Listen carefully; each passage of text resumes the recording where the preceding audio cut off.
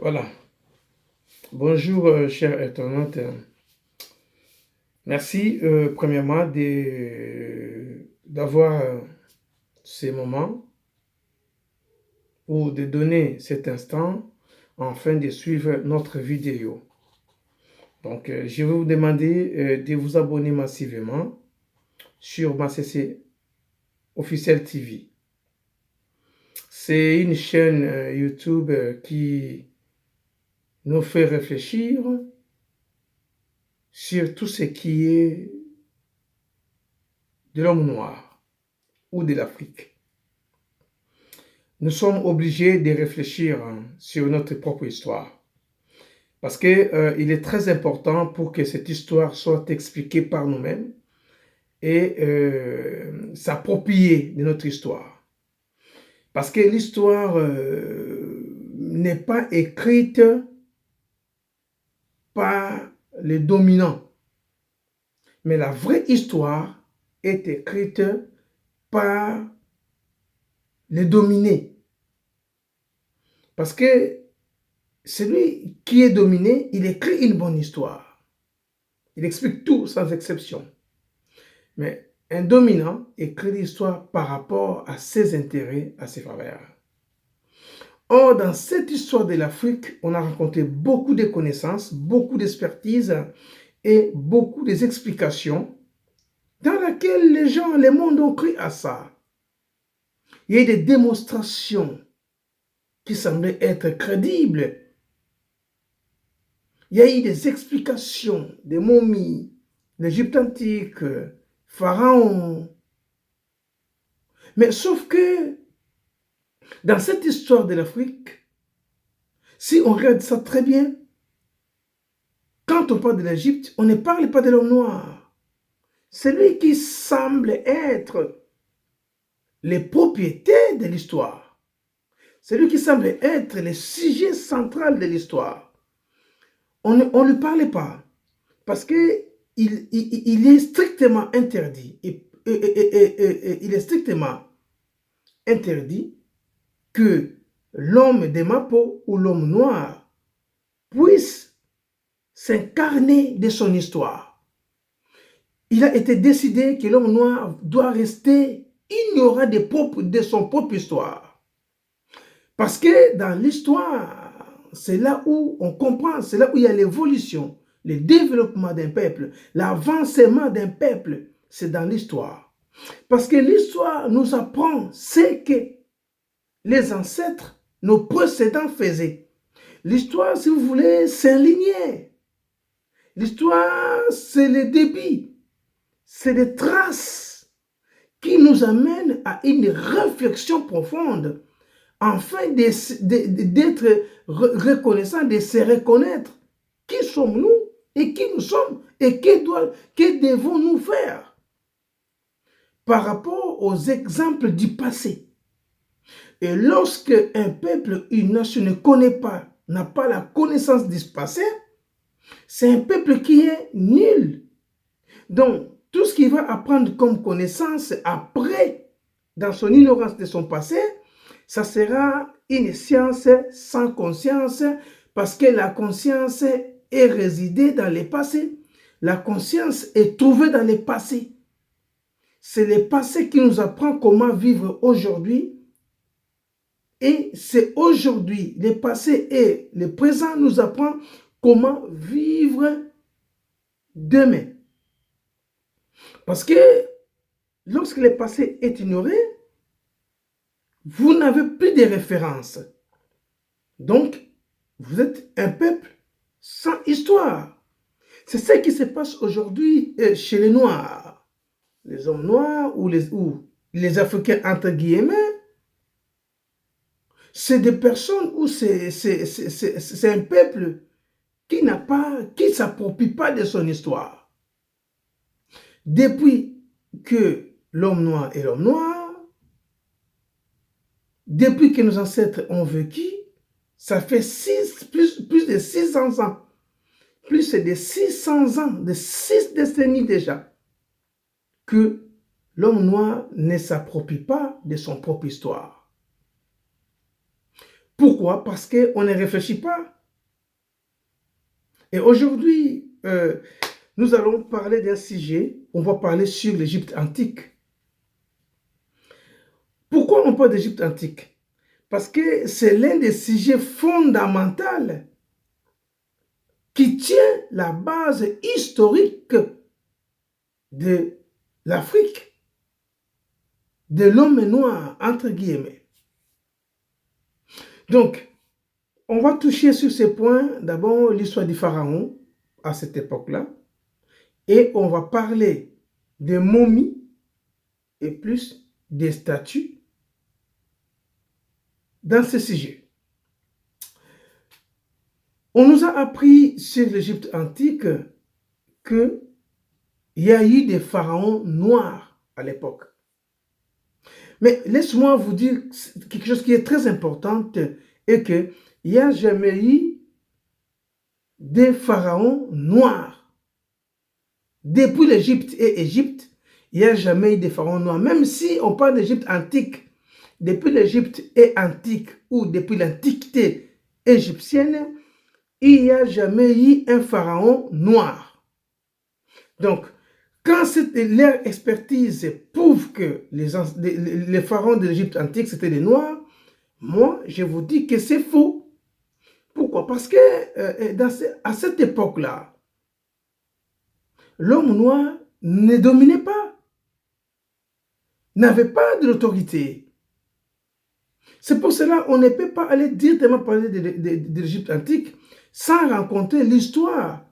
Comment les Arabes se sont retrouvés dans cette partie des terres. Comment ils se sont retrouvés en Afrique?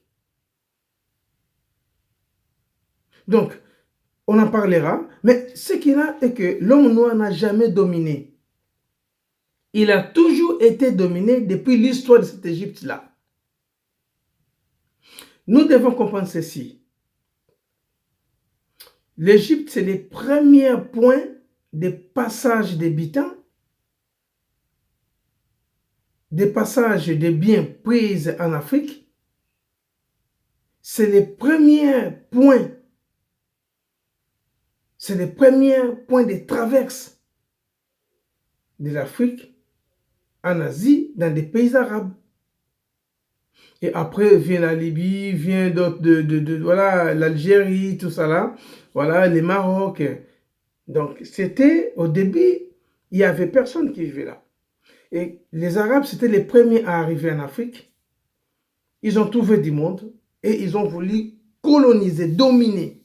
D'ailleurs, pour aller trop dire, c'est prendre tout ce qu'ils trouvaient comme de produits précieux ou des matériels, tout ce qu'ils voulaient prendre de l'Afrique.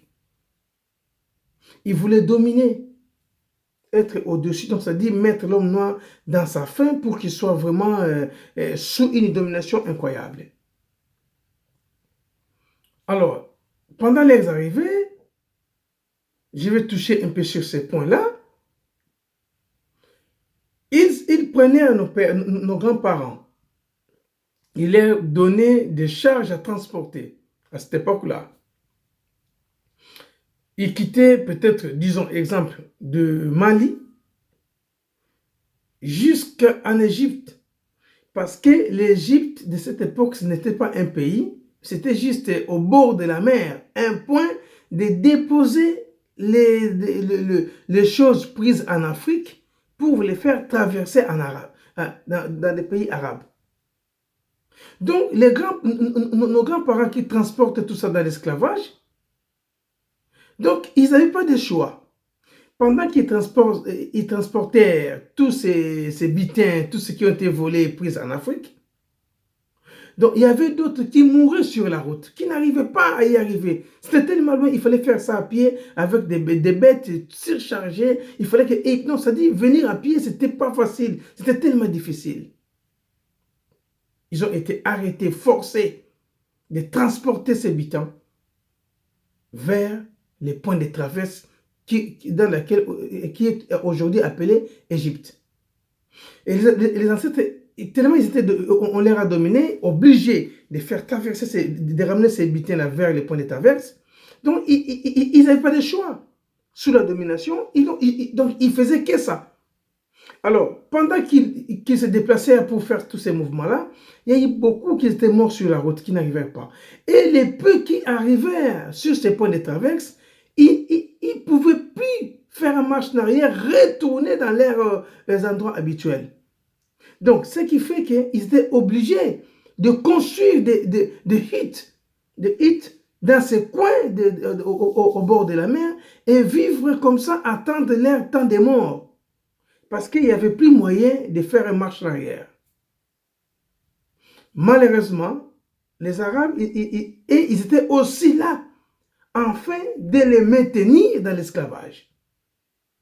Donc, aucun ancêtre noir a dominé.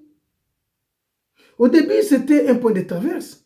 Vous prenez les biens de l'Afrique, pour traverser en arabe, vous venez là, les points, les bateaux arrivèrent, et on met les trucs, les bateaux s'en vont dans des pays arabes, et puis voilà, et ainsi de suite, c'était une vie. Tout ça s'est passé sous la domination. Donc, de fur et à mesure, les grands-parents ont commencé à faire des enfants, donner naissance. Donc, ce qui fait que personne n'était dominant, à part les Arabes. Or, pour être un pharaon, il faut avoir une famille ou un peuple dominant pour s'imposer, pour imposer la suprématie. Puisque l'homme noir n'a jamais dominé, donc il ne peut jamais être un pharaon. Donc, c'est tellement très clair à comprendre qu'il n'y a jamais eu un pharaon noir. À cette époque-là, l'homme noir ne pouvait pas construire des pyramides pour qu'on puisse trouver un momie placé noir. Un esclave, on ne peut pas lui mettre dans un tombeau. C'était impossible. Hein? Inadmissible. Donc, dans toutes ces réflexions, on comprend que comme l'homme noir n'a jamais dominé, à cette époque-là, vu la mouvance de domination était là par les Arabes, donc il ne pouvait pas être pharaon. Donc, ce qui s'avérait que les Arabes dominaient et les ancêtres ont commencé, il n'y avait pas de choix, il fallait créer des familles, il fallait faire des enfants, il fallait s'accoupler. Comme cela est naturel, on a donné naissance aux enfants, ils donnaient des enfants comme d'habitude, ils se sont créés. Malheureusement,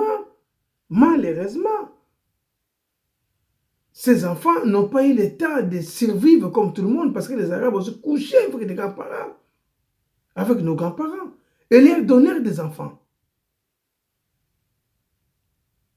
C'était ça, c'était comme ça. Il y avait des violences, ils violaient les mamans, voilà, les frappaient, c'était difficile. Donc, face à toutes ces histoires-là, tu ne peux pas être pharaon. Et moi, je me demande comment comment ils nous disent que les pharaons de l'Égypte antique, c'était des Noirs. Mais c'est compliqué. Donc, de fur et à mesure, des années passèrent, et puis les parents de naissance, et mélange de domination, la souffrance, tout ça là, ils ont quand même eu le temps de changer de l'homme noir à un homme arabe.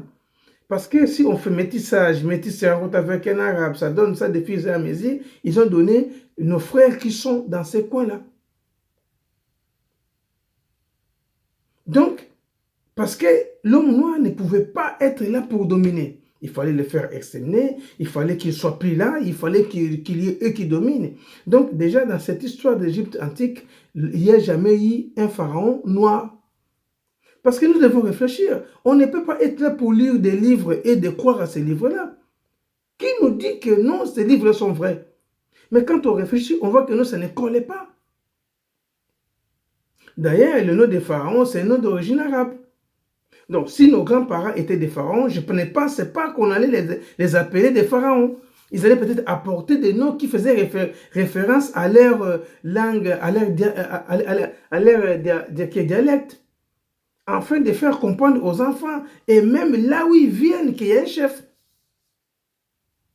Mais lorsqu'il n'y a aucune référence linguistique, il n'y a rien du tout de famille, donc on comprend que même les noms arabes tiennent ses origines arabiques.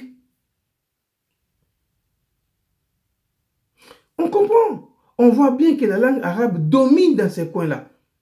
Donc, si les pharaons étaient noirs, peut-être il y aurait à avoir une langue proprement dite des noirs qui dominerait sur ce point-là. Mais il n'y en a pas. Donc, ça dit, en réfléchissant, on comprend que l'histoire de l'Égypte antique, même prouvée par les professeurs Tchèque Anta Diop, entre guillemets savants noirs, je ne comprends pas pourquoi ce vieux peut prendre du temps avant sa mort de dire des choses qui ne sont pas vraies, de détruire son propre peuple. Et que lui, là, il est mort. Mais il nous a laissé l'histoire du carbone 14 qui ne tient pas la route, dans laquelle on comprend que ce n'est pas ça. On ne peut pas trouver les os pour dire que les pharaons étaient des noirs. Parce que les noirs n'ont jamais dominé en Égypte, depuis l'Égypte et l'Égypte. Donc, on comprend que cette histoire des momies, c'est aussi un grand problème. C'est parce que nous, on ne réfléchit pas, on ne fait pas des recherches. Donc, ils vont faire des recherches. Quand je dis ils vont, c'est-à-dire les Occidentaux et les Arabes ensemble, ils vont faire des recherches à notre place afin de nous proposer les résultats. Parce que quand tu ne fais rien, on te ramène des résultats, tu es censé accepter. Tu ne réfléchis pas. Même si on te ment, qu'est-ce que tu vas faire? La raison pour laquelle beaucoup, même, ont cru à ça. Il y a même d'autres qui étudient cette histoire qui n'est pas vraie. De toutes les façons, même dans des livres, il n'y a jamais eu une histoire vraie sur l'histoire de l'homme noir. Cette histoire, nous devons les refaire. Il faut qu'on puisse réfléchir pour comprendre qu'est-ce qui s'était passé. Parce que c'est dans l'histoire là où il y a le développement. C'est dans l'histoire là où il y a l'évolution. C'est dans l'histoire là où il y a une réflexion profonde pour l'avancement d'un peuple. Un peuple sans histoire est un peuple nul. Et nous, on n'a pas d'histoire. L'histoire qui semble être la nôtre, c'est une histoire qui a été écrite par les dominants à leur propre volonté, afin de nous maintenir dans l'ignorance. Et ça, c'est très dangereux. Tant qu'on ne connaîtra pas ce genre de choses, on ne peut jamais avancer, on ne peut rien faire. Donc, aujourd'hui, je vous fais réfléchir qu'il n'y a jamais eu un pharaon noir. Non. Parce que le noir ne dominait pas. Et les Arabes, sur ce coin-là de la planète, ne se sont jamais séparés de l'homme noir parce que c'était leurs esclaves à eux. Et fatigués qu'ils étaient de quitter trop loin et venir vers les points de traverse des butins, ils n'avaient aucune force pour dominer afin de se mettre au niveau du pharaon. Donc, je ne vois pas là où on peut concrétiser la présence des pharaons noirs en Égypte. Donc, ils vont nous dire tout ça et nous, on va accepter. Mais dans le vrai, je vous invite à une réflexion profonde.